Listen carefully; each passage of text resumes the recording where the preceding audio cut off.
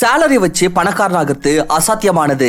Job செய்யற நபர் அவருடைய சேலரி வைத்து எப்பவுமே பணக்காரனா ஆக முடியாது. ஒரு சிம்பிளான ஜாப் செய்யற மனிதர் அவர்களின் ஆசைகளை ஒருபோதும் பூர்த்தி செய்ய முடியாது. அவர் லைஃப் டைமோ அவர் பாஸ்க்காக வேலை செஞ்சுக்கிட்டே இருப்பார். நீங்க இந்த மாதிரியான ஸ்டேட்மெண்ட்ஸ் யாருக்கு தெரியும் எத்தனை வாட்டி கேட்டிருப்பீங்க?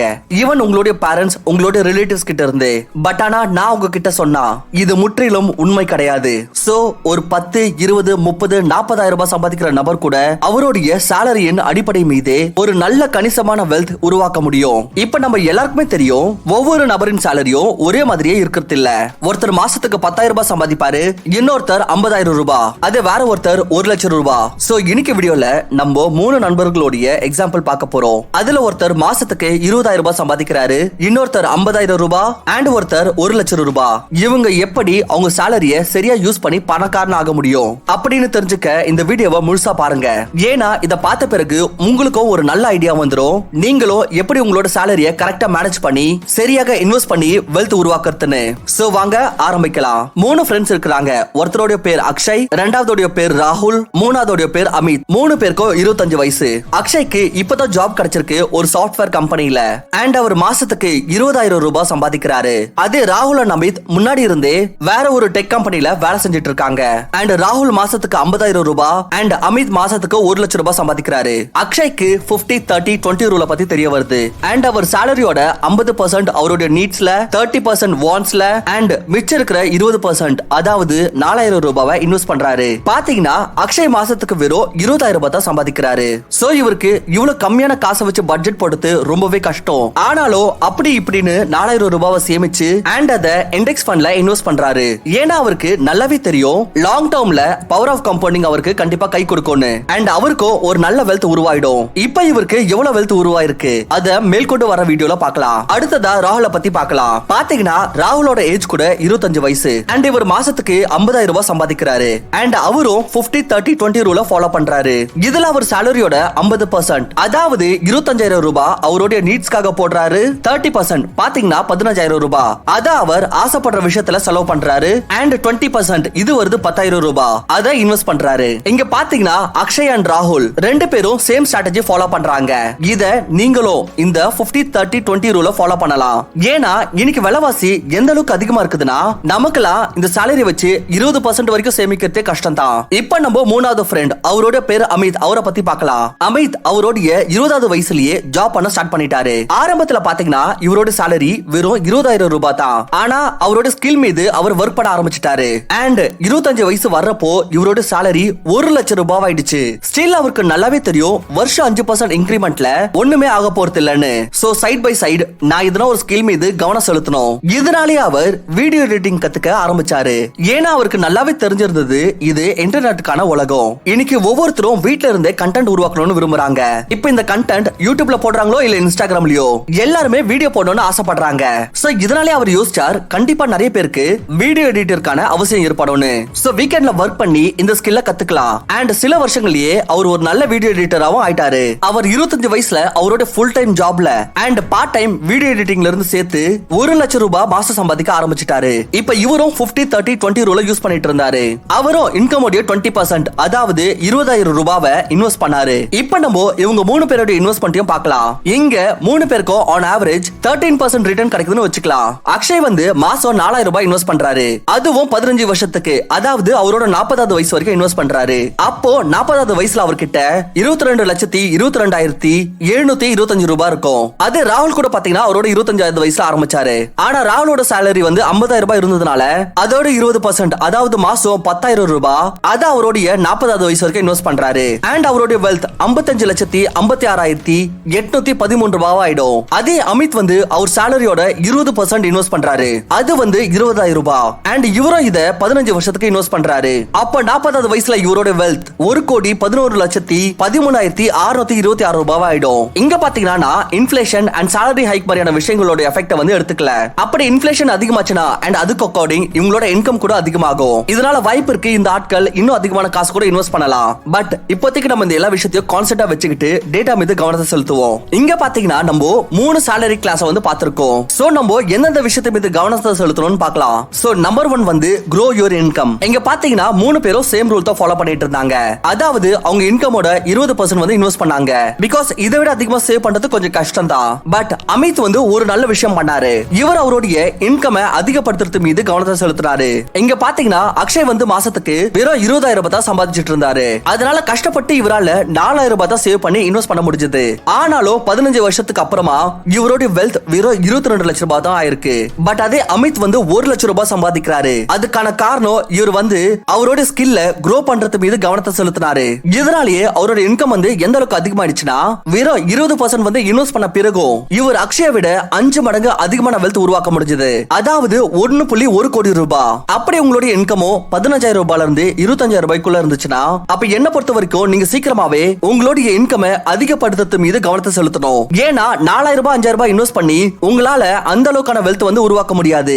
எவ்வளவு நாட்களுக்கு நீங்க இன்வெஸ்ட் பண்ணிட்டு இருந்தாலும் சரி. அண்ட் நம்ம எல்லாருக்குமே தெரியும் 30 வருஷம் 40 வருஷம் இன்வெஸ்டடா இருக்கிறது ரொம்பவே கஷ்டம். சோ இதுக்காக தான் எவ்வளவு சீக்கிரமா நீங்க உங்களோட இன்கம் அதிகமாக்குறீங்களோ நீங்க அவ்வளவு சீக்கிரமா ஒரு நல்ல வெல்த் உருவாக்கலாம். இப்ப நினைச்சுக்கலாம் அக்ஷயோட சாலரி வந்து மாசத்துக்கு 20,000 ரூபாய். அப்படி அவருடைய இன்கம் அதிகமாக்கி 30,000 ரூபாய் ஆக்கிட்டாருன்னா தென் அவருடைய வெல்த்ல எவ்வளவு பெரிய டிஃபரன்ஸ் வருதுன்னு வாங்க பார்க்கலாம். இப்ப அக்ஷய் வந்து 30,000 ரூபாய் சம்பாதிச்சிட்டு இருப்பாரு. அதோட 20% பாத்தீங்கன்னா 6,000 ரூபாய். அப்போ அவரோட 40வது வயசுல இவரோட ரிட்டர்ன் எவ்வளவா இருக்கும்னா 33,34,000 ரூபாய். அதாவது முன்னாடி இவருக்கு வந்து 22 லட்சம் ரூபாய் கிடைச்சது இவருடைய 40வது வயசுல. இப்போ இவருடைய வெல்த் முன்னாடிக்கு கம்பேர் பண்ணா 11 லட்சம் ரூபாய் அதிகமாயிடும். அப்படி நீங்களும் உங்களோட இன்கம் அதிகமாக்கறத பத்தி ஃபோக்கஸ் பண்ணீங்கன்னா அப்ப இது உங்களுடைய ஃபியூச்சர்ல உங்களோட வெல்த் மீது ஒரு பெரிய மாற்றங்கள் உருவாக்கும். அண்ட் இன்னொரு விஷயம், அப்படி நம்ம ஜாப் செஞ்சுட்டு இருந்தோம்னா அப்ப நம்மளுக்கு இன்வெஸ்டிங் வந்து நம்மளோட ஒரு மெயின் மோட்டிவா இருக்காது. அண்ட் நம்மளோட காசும் பேங்க்லயே இருந்து இன்ஃப்ளேஷன் காரணத்தால அதோட மதிப்பு கம்மியாயிட்டே போகும். சோ இதை விட பெட்டர் நம்ம ஒரு நல்ல ரிட்டர்ன் வர இடமா பார்த்து இன்வெஸ்ட் பண்ணணும். சோ இதுக்காக தான் அப்படி உங்களோட இன்கம் இப்ப கம்மியா இருந்துச்சுன்னா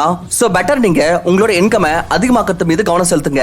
இப்ப வருது lesson number 2, leave below your means.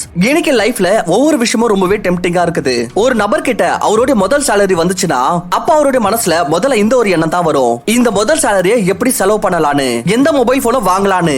யாருமே யோசிக்கத்துல இந்த முதல் சேலரியை எப்படி இன்வெஸ்ட் பண்ணலான்னு. சரி ஒத்துக்க வேண்டியதுதான், நம்ம இவ்வளவு நாள் வெயிட் பண்ணோம், நல்லா உழைச்சோம், நமக்கு ரிவார்டிங்கா ஒரு போன் வாங்கிக்கலாம், ஒரு பைக் வாங்கிக்கலாம். வெல் இது வரைக்கும் சரி. ஆனா இந்த மாதிரி பொருட்கள் வாங்குற ஆசை இது எப்பவுமே நிக்கத்து இல்ல. அண்ட் இந்த லீவ் பிலோ யுவர் மீன்ஸ் வந்து எப்போ லீவ் பியாண்ட் யுவர் மீன்ஸா மாறுதுன்னு தெரியறது இல்ல. லீவ் பிலோ யுவர் மீன்ஸ்க்கு அர்த்தம் என்னன்னா நீங்க உங்களோட ஆசைகளை கண்ட்ரோல்ல வச்சுக்கிட்டு புத்திசாலித்தனமா செலவு பண்ணணும். 50-30-20 ரூல் வந்து நம்மளுக்கு என்ன தெரிவிக்குதுன்னா நம்மளோட செலவுகள் இருக்குல்ல அது அவசியமான செலவோ இல்ல நம்மளோட ஆசைகளோ இந்த எல்லா செலவுகளும் நம்ம சேலரியோட 50% விட அதிகமா இருக்க கூடாது. அண்ட் எந்த ஒரு தருணத்திலயும் நம்ம 20% கண்டிப்பா சேவ் பண்ணி இன்வெஸ்ட் பண்ணணும். இப்ப நினைச்சுக்கோங்க நம்ம ஸ்டோரியோட அமித் மாசம் 1 லட்சம் ரூபாய் சம்பாதிச்சிட்டு இருந்தாரு. அப்படி அவரோட ஆசைகளை கண்ட்ரோல் பண்ணாம போய் ஐபோன் காஸ்ட்லியான கார்லாம் வாங்கி இருந்தாருன்னா இவரால மாசம் 20,000 ரூபாய் சேவ் அண்ட் இன்வெஸ்ட் பண்ணி இருக்க முடியுமா என்ன?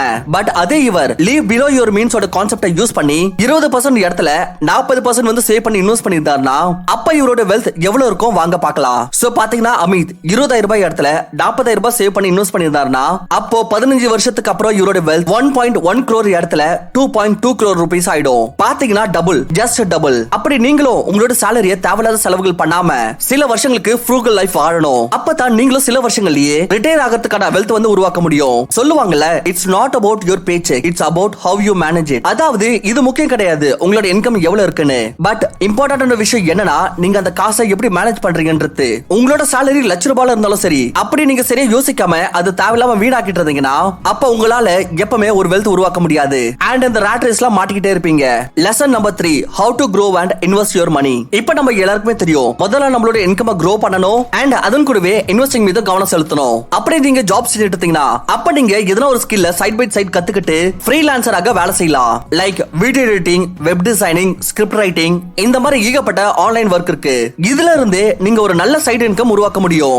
ஈவன் நான் கூட என்னோட யூடியூப் சேனலை இந்த மாதிரி தான் உருவாக்கினேன். முதல்ல நான் ஜாப் செஞ்சுட்டு இருந்தேன், அதுக்கப்புறம் வீக்கெண்ட்ல ஒர்க் பண்ண ஆரம்பிச்சேன். அண்ட் கொஞ்சம் கொஞ்சமா என்னோட யூடியூப் சேனல் வந்து grow ஆக ஆரம்பிச்சதும் எனக்கு ஒரு நல்ல இன்கம் வர ஆரம்பிச்சது.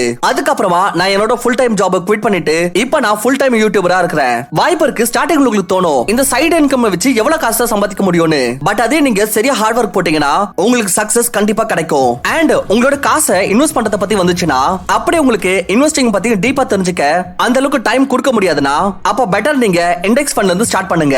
ஏன்னா இந்த இடத்துல உங்களுக்கு உங்களோட பிரெயினை யூஸ் பண்ணணும்னு அவசியம் கிடையாது.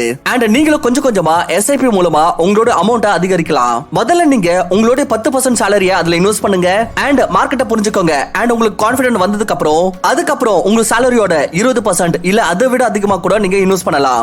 ஏன்னா இதுல உங்களுக்கு எக்ஸ்ட்ரா டைம் கொடுக்கணும்னு அவசியமும் இருக்காது. அண்ட் உங்களுடைய காசு பேங்க்ல இருக்கிற எஃப்டியை விட அதிகமான அமௌண்ட் கண்டிப்பா திரும்ப ரிட்டர்ன் கொடுக்கும். சோ இப்போ இந்த வீடியோவோட கன்க்ளூஷனா பார்க்கலாம். நம்ம இதை தெரிஞ்சுக்கிட்டோம், மனிதர்களோட சாலரி வெவ்வேறு விதமா இருக்கும். ஒருத்தர் மாசத்துக்கு 20,000 ரூபாய் சம்பாதிப்பாரு, ஒருத்தர் மாசத்துக்கு 50,000 ரூபாய். அப்படி நீங்க மாசத்துல 15,000 ரூபாயில இருந்து 25,000 ரூபாய்க்குள்ள சம்பாதிச்சிட்டு இருக்கீங்கன்னா அப்ப முதல்ல உங்களோட இன்கம் அதிகமாக்கிறதுக்கான வழிகளை பத்தி யோசிக்கணும். நீங்க எதுனா ஒரு ஸ்கில்ல கத்துக்கலாம். அண்ட் இணைய காலகட்டத்துல ஆன்லைன்லயே ஏகப்பட்ட ஜாப்ஸ் இருக்குது. இதன் மூலமாவே நீங்க மாசத்துக்கு ஒரு நல்ல இன்கம் earn பண்ண முடியும். கம்மியான இன்கம்லயே நீங்க கொஞ்சம் கொஞ்சம் அமௌண்ட் வச்சு இன்வெஸ்டிங் ஸ்டார்ட் பண்ணலாம். பட் இதனாலேயே உங்களுக்கு ஒரு நல்ல வெல்த் உருவாயிடும் அப்படின்ற எண்ணம் நீங்க வைக்க கூடாது.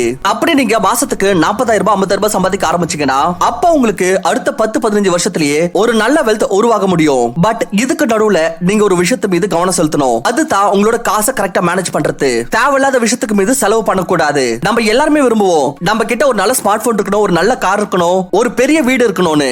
இது எல்லாமே அவசியம் தான். பட் ஆனா நம்ம புத்திசாலித்தனமா செலவு பண்ணணும். அண்ட் இதுக்காக நீங்க 50-30-20 ரூலையோ யூஸ் பண்ணலாம். இத ஏகப்பட்ட ஆட்கள் ஃபாலோ பண்றாங்க.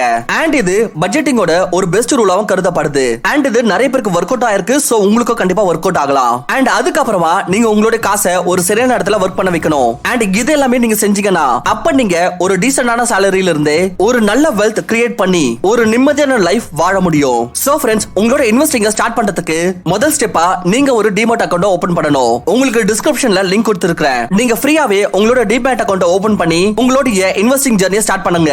அண்ட் ஐ ஹோப் ஃப்ரெண்ட்ஸ் உங்களுக்கு இந்த வீடியோ ரொம்பவே பிடிச்சிருக்கும் அப்படி நான் நம்புறேன். அப்படி பிடிச்சிருந்துச்சுன்னா மறக்காம வீடியோக்கு லைக் பண்ணிட்டு இந்த மாதிரி இன்னும் அமேசிங் வீடியோஸ் பார்க்க நம்மளோட சேனலுக்கு கண்டிப்பா சப்ஸ்கிரைப் பண்ணுங்க. தேங்க்ஸ் ஃபார் வாட்சிங். நான் உங்களை இன்னொரு நல்ல வீடியோல சந்திக்கிறேன்.